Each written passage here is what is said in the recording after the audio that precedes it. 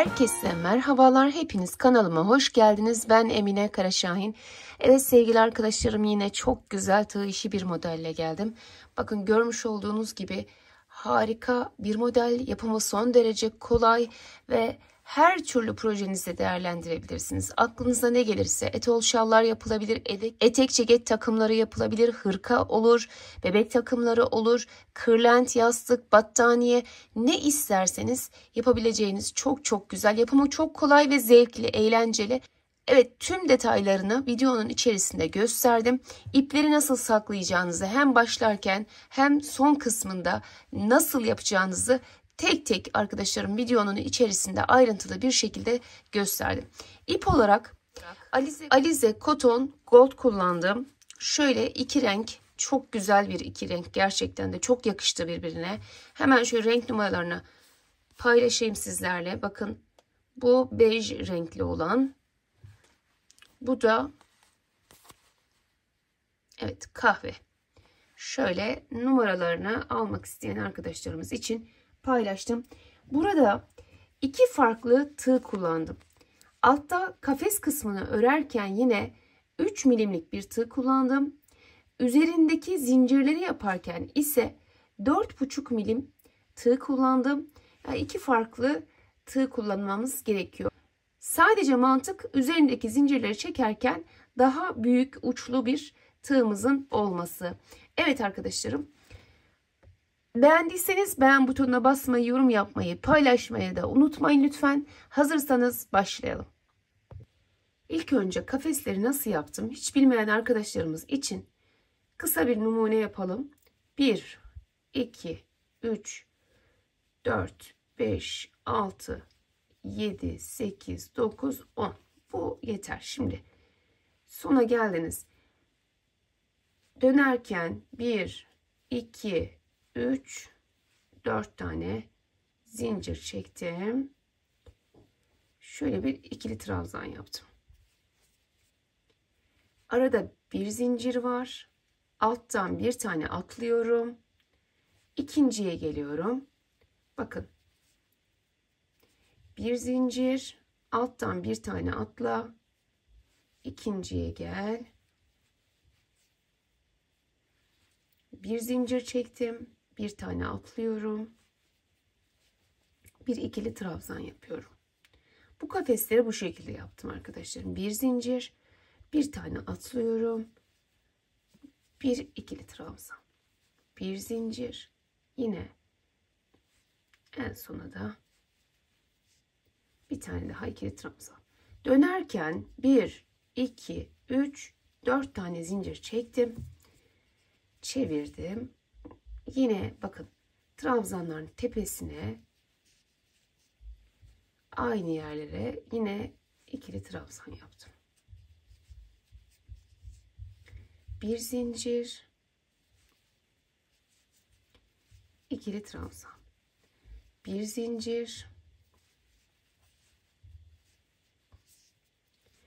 bir zincir, bir zincir. Son kısımda yine şuradan bir tane bırakırsınız. Şimdi bu kafesleri siz ne yapacaksanız o büyüklükte yapacaksınız tabii ki. Projeniz neyse arkadaşlarım o büyüklükte olacak. Mesela büyük bir şal yapacaksanız diyelim ki 40 santimlik bir zincir çekeceksiniz ya veyahut da 50 santimlik, ne kadar istiyorsanız enine. Boyunu da hemen hemen neredeyse 1,60 1,70 yaparsınız diye düşünüyorum. Bir şal için örneğin bu. Şimdi burada ikinci rengimize geçiyorum. Şurayı tekrar bıraktım. Şimdi bu rengimizle 2 sıra yaptıktan sonra yeni rengime geçiyorum. Önce şurada bir şöyle sabitleyelim. Şöyle çıkardım bakın. Burada 1, 2, 3, 4 tane zincir çektim, çevirdim. Yine aynı şekilde 2 sırada bu rengimizle yapıyorum.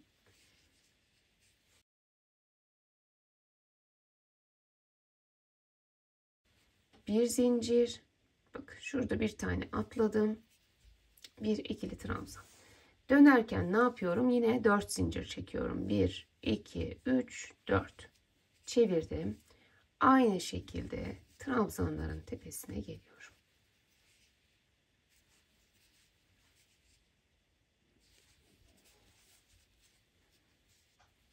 Bir zincir, bakın sondayım yine. Şuradan bir tane atladım. Şöyle yaptım, bekliyorum.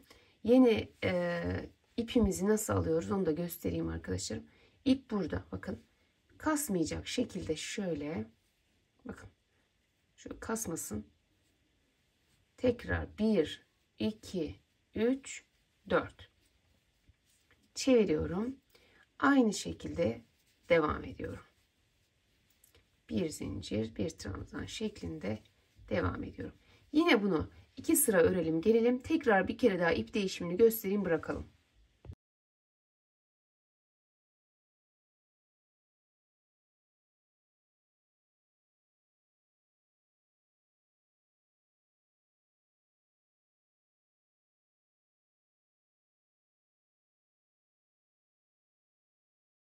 Şimdi arkadaşlarım, ne yapacaksanız şu alt kısmı, bakın kafes kısmını diyelim ki şablon olarak hazırladınız. Üzerine şimdi zincirlerle işlemelerimizi yapacağız. Bakın görüntü bu şekilde, harika. Şimdi şuradan sıfırdan başladığımızı düşünelim. Şöyle. Şimdi ipleri de kaybederek göstereceğim sizlere. Şöyle kahverengi ipimle başladım. Bakın bunu sağlamladım şu şekilde. Getiriyorum. Şuradan buraya sağlamlıyorum. Şimdi biz zincirleri çekerken, kafesleri yaparken 3 milim kullandık. Zincirleri çekerken ise 4,5 milim kullanmamız lazım arkadaşlarım, ya da 4, hani daha kalın. Şimdi şuradaki ipi, bakın zincirin arasında biraz giderken şöyle git gel yaparak en baştaki ipi burada kaybediyorum. Bakın arasına şöyle alıyorum. Gördünüz mü? Sonra projemiz neyse o miktarda zincirimizi çekiyoruz arkadaşlar. Çekelim.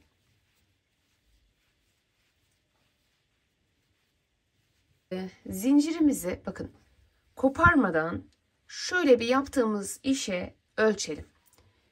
Kısa gelmeyecek şekilde arkadaşlarım biraz daha çekelim. Fazla kalan kısmını söküp çıkarabiliriz çünkü. Şimdi ben yettiğini düşünüyorum. Bakın şöyle ölçüyorum. Biraz fazla bu şekilde ve burada ipimi koparıyorum.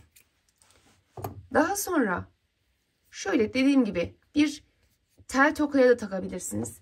Şuradan bir çatal iğne de saplayabilirsiniz. Veyahut da kalın bir yorgan iğnesi varsa o da olur arkadaşlar. Fakat bu elimdeki çok rahat. Bu da yün satılan yerlerde, ip satılan yerlerde var. Şimdi bakın. Şuraya bir yaklaştıralım. Şimdi arkadaşlarım zincirimi bakın. Burayı bu şekilde sabitledim. Burayı da boyunu ayarladım ve iğneme taktım. Şimdi bunu buradan geçirirken ilk etapta bakın. Şöyle üstten giriyorum. Şu şekilde devam ediyorum. Yani şöyle değil. Bak başlarken üstten girdim ve bu şekilde devam ediyorum. Şimdi burası önemli. Nasıl girdiğimiz önemli arkadaşlarım. Şimdi şöyle çektim. Tekrar her kutucuktan bir alttan bir üstten girip çıkmamız lazım. Atlama yaparsak modelimiz tam çıkmaz. Hiç atlamayacağız. Bir alttan bir üstten aynı şekilde girmek önemli. Girdikten sonra zaten atlamayacağız. O kadar yapacağımız şey bu.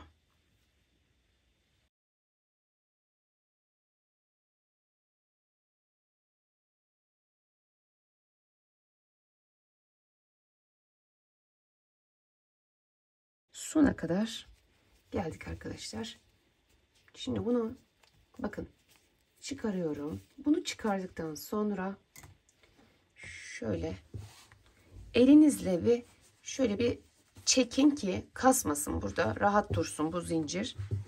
Şimdi tekrar ince tığımı aldım. 3 milimlik tığımı aldım.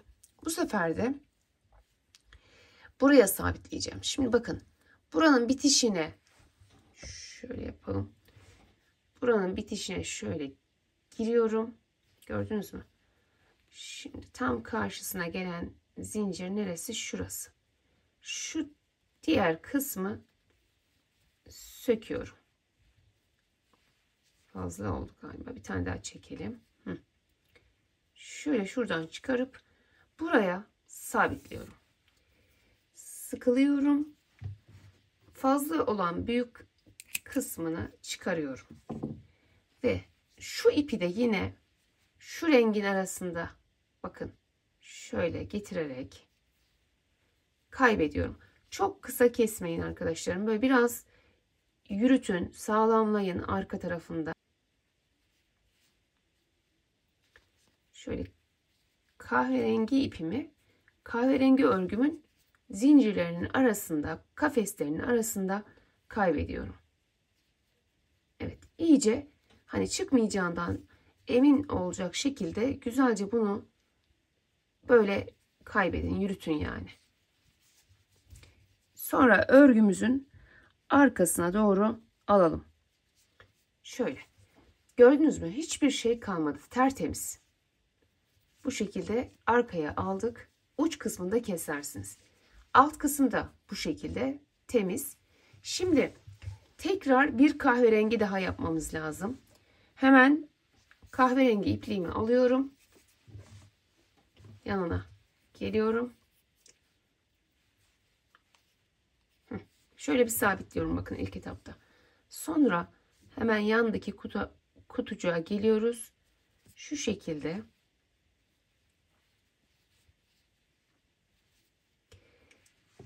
kalın tığımı alıyorum. 4,5 milimlik tığımı alıyorum. Zinciri çekerken. Şu zinciri de zaten buradayken kaybetmeyi unutmuyorum. Bakın şöyle arada. Tamam.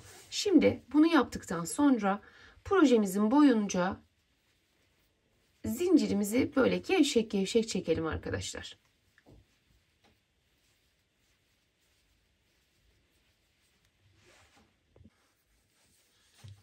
Evet. Zincirimi çektim. Şöyle ölçüyorum. Bakın şuradan biraz fazla olsun. Şuradan da biraz ip bırakacağım. Yine bunu şöyle iğnemize takıyorum.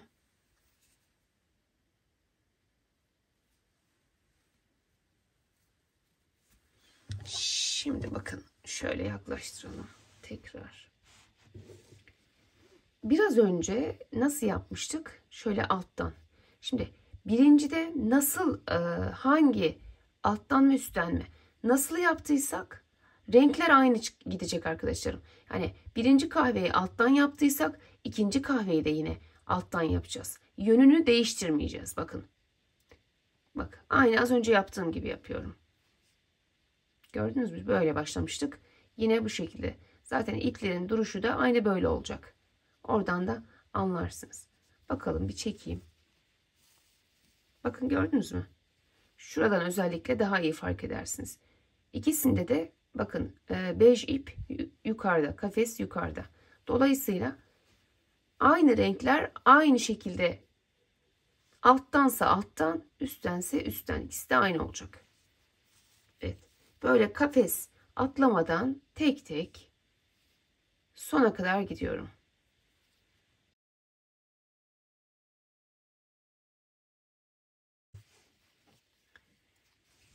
Evet, şöyle bir düzeltiyorum elimle gittikten sonra.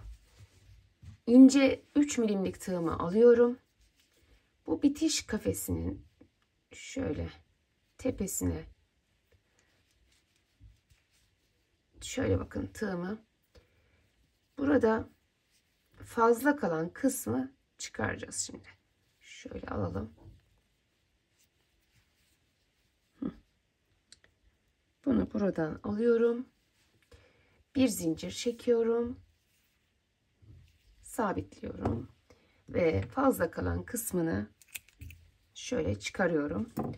Bunu da tekrar ince tığımızla alıp bakın şu kahverengi ipimizin örgümüzün içerisinde, zincirlerimizin içerisinde kaybediyoruz.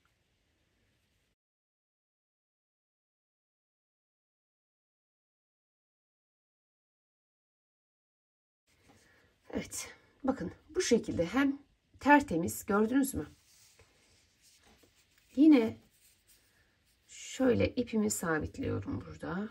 2 sıra 2 sıra yapıyoruz, bakın dikkat ederseniz. 2 sıra kahve, 2 sıra beş şeklinde. Şimdi şöyle yaklaştırayım tekrar. Şimdi bakın şurayı tam çekmemişim, gördünüz mü? Buralardan emin olalım arkadaşlarım. Şöyle tam elimizle bir kontrol edelim. Evet, şöyle kalsın şimdilik. Şimdi bakın.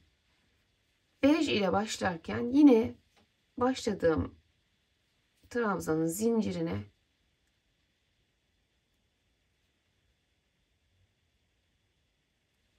şöyle sabitledim. Kalın tığımı yine aldım. Şuradaki ipimizi hep en başta burada kaybedelim. Evet. Sonra yine projemiz neyse o miktarda zincirimizi çekmeye devam edelim.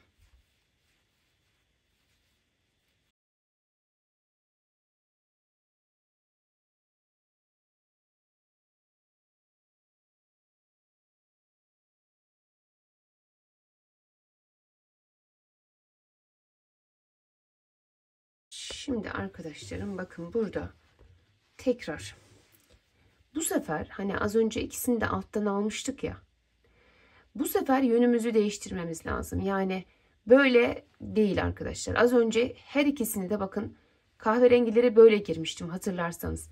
Şimdi kahverengileri böyle alttan başladığım zaman yanındaki beji üstten başlayacağım. Diğer rengi bak böyle. Az önce böyle başlamıştım. Ama şimdi böyle başlıyorum. Üstten. Bak. Zaten şöyle hemen bir geçireyim, anlaşılır arkadaşlar. Bakın. Gördünüz mü bak. Burada yeni ipim üste geldi.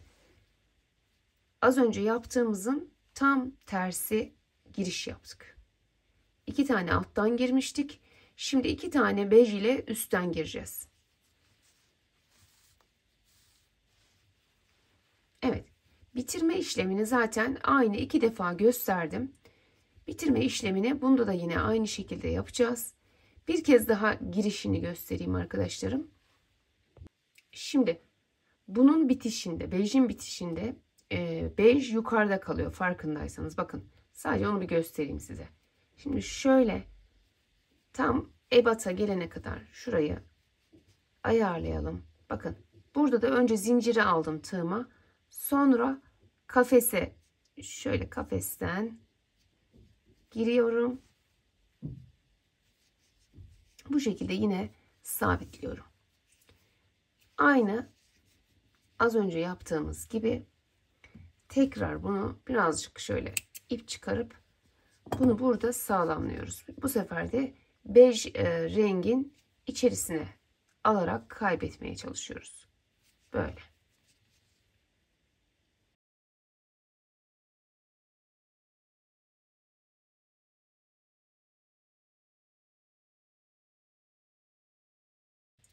Az önceki hemen kafesimizin yanına geliyoruz. Şöyle şuradan sabitliyorum. Kalın tığıma geçtim. Zincirlerimi çekmeye başlıyorum.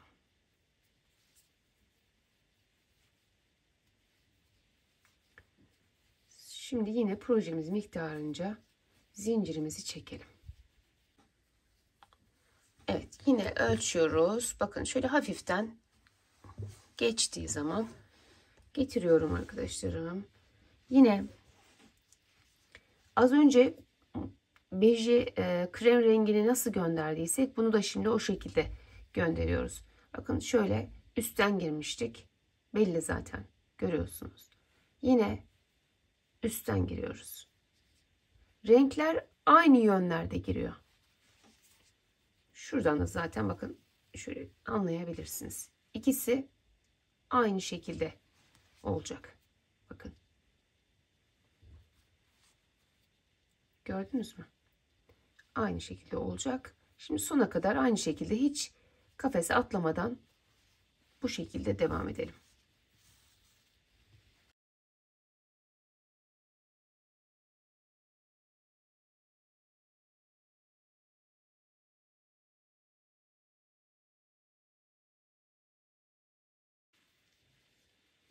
Evet, yine ben kahverengi şimdi size gösterdiğim gibi sabitledim. Bakın şimdi burada nasıl girdiysek kahverengiler hep o şekilde devam edecek arkadaşlar. Burada bakın şöyle girmiştik, hatırlarsanız şu şekilde girmiştik. Kahverengiye başlarken böyleydi. Beji şöyle girdim yukarıdan, kahverengiyi ise bu şekilde alttan girmiştim. Şimdi bütün örgümüz boyunca bu kahverengiler alttan gidecek. Aynı yönde olacak. Bejler de üstten girecek. Bakın bu şekilde tekrar girişi yaptım. Evet, şimdi tekrar zincirimi taktım. Bakın yine aynı şekilde az önce nasıl alttandı, şimdi yine alttan gönderiyorum bakın. Bu şekilde. Ve alttan gönderdiğimiz zaman da yukarıda da alttan çıkıyor arkadaşlarım. Üstten gönderdiğimiz zaman yukarıda da üstten çıkıyor.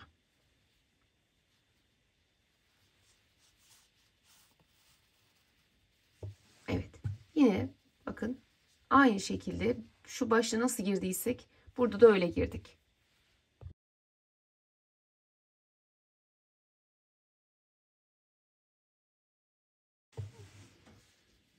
Yine bakın ikinci bejimizi de aynı şekilde üstten giriyoruz. Şu ikisi de aynı görüntüyü elde ediyor. Bu şekilde hiç atlamadan sona kadar yine alttan üstten alarak devam ediyoruz. Bakın tamamını taktım ve ortaya çıkan görüntü bu. Gerçekten muhteşem oldu. Çok beğendim. Şimdi şurada kafesleri yaparken ip bırakmıştım. Şimdi buradaki iple de bakın şurası bizim hani iplerimizi bağladığımız, sabitlediğimiz yerdi. Bitiş noktasıydı. Şöyle tekrar burada ip bırakmanıza gerek yok. Tekrar ip takabilirsiniz.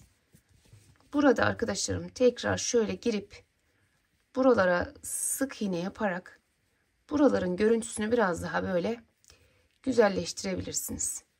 Şimdi bu arka kısmı, fakat şöyle bir sıra sık iğne yapıp hem sabitleyebilirsiniz hem de şu kenar görüntüsünü daha güzel bir hale getirebilirsiniz. İpleri ben arkaya aldım ama bunları kırmamız, kesmemiz lazım arkadaşlarım. Düzenlemedim. Bakın. Gördünüz mü? Çok güzel bir görüntü oldu. Buradaki ipleri de böyle kapattı. Şu düzensizliği de kapatır. Bu şekilde hem üst kısmına hem de alt kısmına sık iğne geçebilirsiniz ki örgünüz daha da düzgünleşsin, güzelleşsin. Evet arkadaşlarım, istediğiniz projeyi yapabilirsiniz bu modelle. Dolayısıyla her şekilde kullanabileceğiniz çok güzel bir model. Umarım videom anlaşılır olmuştur. Beni izlediğiniz için çok teşekkür ediyorum. Beğendiyseniz beğen butonuna basmayı, yorum yapmayı ve paylaşmayı da unutmayın lütfen. Başka videolarda yeni modellerle görüşmek dileğiyle. Hoşça kalın, sağlıkla kalın. Allah'a emanet olun.